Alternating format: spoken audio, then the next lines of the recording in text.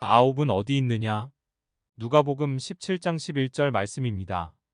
예수께서 예루살렘으로 가실 때에 사마리아와 갈릴리 사이로 지나가시다가 한 마을에 들어가시니 나병 환자 10명이 예수를 만나 멀리 서서 소리를 높여 이르되 예수 선생님이여 우리를 불쌍히 여기소서 하거늘 보시고 이르시되 가서 제사장들에게 너희 몸을 보이라 하셨더니 그들이 가다가 깨끗함을 받은지라.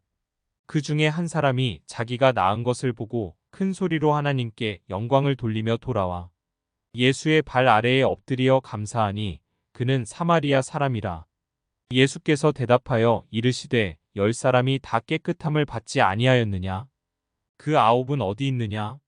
이 이방인 외에는 하나님께 영광을 돌리러 돌아온 자가 없느냐 하시고 그에게 이르시되 일어나 가라 내 믿음이 너를 구원하였느니라 하시더라. 아멘. 그리스도인의 특징은 감사하는 것입니다. 믿음은 감사하는 것입니다. 식사를 한 끼 하더라도 물을 한 잔 마시더라도 하나님께서 주셨다는 것을 깨닫고 감사의 기도를 드립니다. 감사는 믿음의 표시입니다. 스스로 믿음이 있다고 하면서 감사가 없는 삶이라면 참 믿음의 삶을 살아간다고 할 수 없을 것입니다. 10명의 나병 환자가 예수님의 말씀을 듣고 순종하여 고침을 모두 받았지만 그 중에 예수님께 돌아와서 감사한 사람은 한 명뿐이었습니다.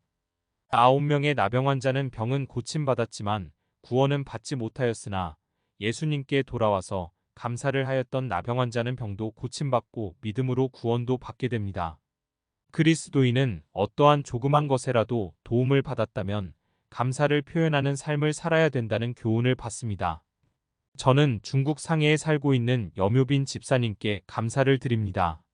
예전에 염 집사님께서 가족들과 아르헨티나를 방문하셨을 때 처음 뵙고 이곳에 계시는 동안 식사 한 끼 대접해 드렸는데 한국으로 돌아가셔서 감사하다면서 우리들 교회 김양재 목사님의 책이 나오는 대로 목사님의 사인까지 받아서 몇 권이나 저에게 우편으로 보내주셨습니다. 이번에는 큐티인이라는 책을 1년간 정기 구독으로 보내주셨는데 큐티인 책을 그저께 받아보고 너무 좋았습니다. 가격도 만만치 아니하고 발송비도 있는데도 불구하고 책을 보내주신 집사님께 큰 감사를 드립니다. 저는 염 집사님께서 이곳에 방문하였을 때 세상적인 조그만 도움을 주었는데 집사님께서는 영적인 것들로 돌려주심에 너무나 감사하여 새벽에 집사님의 가정을 위해 기도를 드렸습니다. 그리스도인은 서로에게 감사를 할 줄 아는 사람이 되어야 할 것입니다. 성도님은 목사님에게 감사하고 목사님은 성도님에게 감사를 드리면서 사는 삶이 구원받은 백성들의 삶일 것입니다. 그리스도인은 이 세상을 살아가는 동안에 다가오는 어떠한 일들이라도 감사를 해야 합니다. 하나님께서는 자녀들에게 주시는 것은 모두가 좋은 것이기 때문입니다.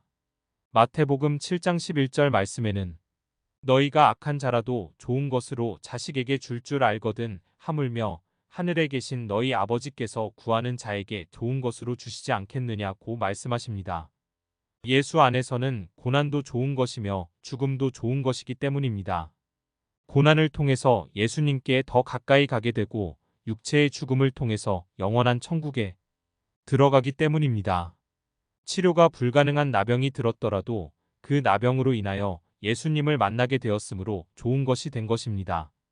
그러므로 병이 들고 사업이 망하고 가정에 문제가 생기며 왕따를 당하고 대학 입시에 떨어지고 심지어 남편이 바람을 피우고 술을 마시더라도 예수님께 감사할 수 있는 믿음이 구원받은 삶입니다.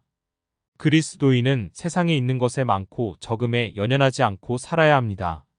내 안에 계신 예수님으로 인해 기뻐하고 감사하는 삶을 살아야 합니다. 하박국 선지자처럼 우리의 양이 없고 먹을 양식이 없더라도 하나님으로 인하여 기뻐하고 즐거워한다는 고백이 나와야 합니다. 어렵고 비천한 가운데 빠져 있음에도 불구하고 예수님께 감사를 드리는 삶이 하나님께 영광을 올려드리는 삶이라는 것입니다. 감옥 안에서도 찬양을 부르면서 하나님을 찬미하는 삶이 구원받은 표시가 됩니다. 예전에 퇴근하여 집에 돌아갔는데 도둑이 들어와서 집을 모두 뒤집어 놓고 도둑질을 해갔습니다. 집안이 모두 엉망이 되어 있는 모습을 처음 보는 순간 저의 입에서 하나님 감사합니다라는 말이 무의식적으로 나왔던 적이 있었습니다. 물건은 도둑을 맞았지만 하나님께 감사하는 믿음이 있음을 보고 아직까지도 그날을 생각하면 감사가 나옵니다. 죽음 앞에서도 그런 감사가 나와야 합니다. 평생을 죄인 중에 괴수 같은 나를 구원의 길로 이끌어 주시려고 수고하신 성령님께 감사를 드려야 합니다. 저는 교회 장로이기에 성도님들이 임종할 때마다 장례식장에 참석을 하여서 기도를 합니다. 죽음을 맞이하기 전에 하나님께 감사하는 성도님을 볼 때가 있습니다. 그런 성도님들을 대할 때 부러움이 느껴집니다. 이 세상에서 부족함이 없이 살아가고 있는 사람들보다 가정에 큰 어려움을 겪고 있음에도 불구하고 믿음 생활을 열심히 하며 꿋꿋하게 살아가고 있는 성도님들이 부럽습니다. 조그만 소매 가게를 하면서 월세를 살고 있는데도 버스를 2번 갈아타고 1시간이 넘는 곳에 새벽 기도를 하루도 빠지지 않고 오셔서 기도하시면서 하나님께 감사하시는 권사님이 저희 교회에 계시는 것이 자랑스럽습니다. 죽음을 맞이하는 성도는 감사하는 것을 볼 수 있는데 예수를 믿지 않고 사형집행장으로 끌려가는 사형수들은 감사할 수가 없습니다. 어디로 가는지도 알지 못하고 이제 어떻게 되는지도 모르기 때문입니다. 예수님께서 10명의 나병 환자에게 고침을 받도록 은혜를 베풀어 주신 것처럼 예수님께서는 십자가에서 죽으심으로 온 세상 사람들의 죄를 모두 용서해 주셨습니다. 그러나 9명의 사람들은 감사를 하지 않기 때문에 구원을 받지 못합니다. 1명의 나병 환자만이 그 은혜를 깨닫고 예수님께 돌아와서 감사하였으므로 구원을 받고 하나님께 영광을 올리게 됩니다. 감사로 제사를 드리는 자가 하나님을 영화롭게 하는 사람입니다. 시편 50장 23절 말씀입니다. 감사로 제사를 드리는 자가 나를 영화롭게 하나니 그 행위를 옳게 하는 자에게 내가